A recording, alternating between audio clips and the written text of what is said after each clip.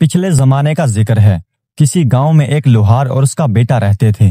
ایک دن بیٹا اپنے باپ سے کہنے لگا، ابا ابا میرے لیے ایک چھری بناؤ جس کی دھار بہت تیز ہو۔ باپ نے کہا، بیٹا چھری بھلی نہ کٹھاری، یہ تو بتاؤ تم نے چھری کا کرنا کیا ہے؟ بیٹے نے گول مول سا جواب دیا، بس ابا مجھے چھری چاہیے۔ آخر بیٹے کے بے حد اصرار پر باپ نے لوہے کی چھری بنا دی۔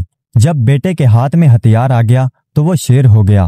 لگا باپ کو ڈرانے دھمکانے کہ ابا فوراً راجکمار کے محل میں جاؤ اور میرے لیے راجکماری کا رشتہ مانگو، اگر نہیں مانگا تو میں یہ چھری مار کر تیرا سر تن سے جدا کر دوں گا۔ لوہار بیچارہ یہ سن کر تھر تھر کانپنے لگا۔ لڑکے کی آنکھوں میں خون اترا ہوا تھا۔ لوہار اس گھڑی کو کوسنے لگا جب اس نے بیٹے کو چھری بنا کر دی تھی۔ اب سوچنے لگا کہ کروں تو کیا کروں، ادھر کنواں ادھر کھائی، اگر راجا سے رشتہ مانگنے گیا تو راجا مجھے مار ڈالے گا اور نہ گیا تو بیٹا مجھے مار دے گا۔ آخر کافی سوچ بچار کے بعد اس نے فیصلہ کیا کہ یوں مرنے سے بہتر وہاں مرنا بہتر ہے۔ چلو راجا کے پاس چلتا ہوں، چاہے قتل ہی کیوں نہ ہو جاؤں۔ بات تو ہو جائے گی کہ لوہار راجا سے رشتہ مانگنے آیا تھا۔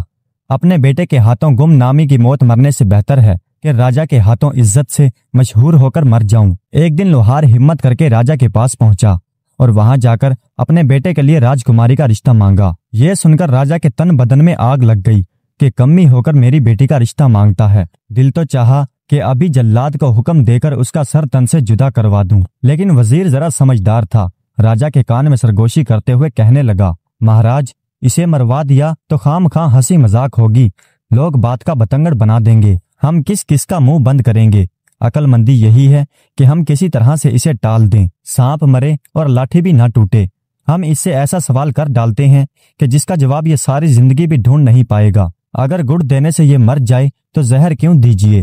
اس کے بعد وزیر لوہار سے مخاطب ہو کر بولا، میاں لوہار، ہم راجکماری کا رشتہ تمہارے بیٹے سے کرنے کے لیے تیار ہیں، لیکن اس کے لیے ہماری ایک شرط ہے کہ تمہارا بیٹا کوئی ایسا کام کرے جو آج سے پہلے نہ کسی نے کیا ہو اور نہ کسی نے دیکھا ہو۔ لوہار شرط سن کر واپس لوٹ پڑا اور اپنے زندہ بچ جانے پر خدا کا لاکھ شکر ادا کیا۔ گھر آ کر اس نے اپنے بیٹے کو یہ بات بتائی۔ دونوں باپ بیٹے نے گاؤں چھوڑنے کا ارادہ کیا اور اس شرط کو پورا کرنے کے لیے سفر پر روانہ ہو گئے۔ چلتے چلتے ایک گھنے جنگل میں پہنچے۔ کیا دیکھتے ہیں کہ ایک آدمی شریں یعنی شیرس کے درخت کے نیچے بیٹھا ہے۔ زمین پر چاروں طرف شریں کے پیلے پیلے پھول بکھرے ہیں۔ آدمی نے چولہے میں اپنی ٹانگ ڈال رکھی ہے اور پیر میں سے تڑا تڑ آگ کے شعلے نکل رہے ہیں۔ چولہے پر کھولتے ہوئے تیل کی کڑاہی رکھی ہے اور وہ پکوڑے تل تل کر کھا رہا ہے۔ لوہار اور اس کے بیٹے نے جب یہ عجیب منظر دیکھا تو وہ حیران ہو گئے اور ایک دوسرے سے کہنے لگے، یہ کام تو راجا نے کہیں نہ سنا ہوگا۔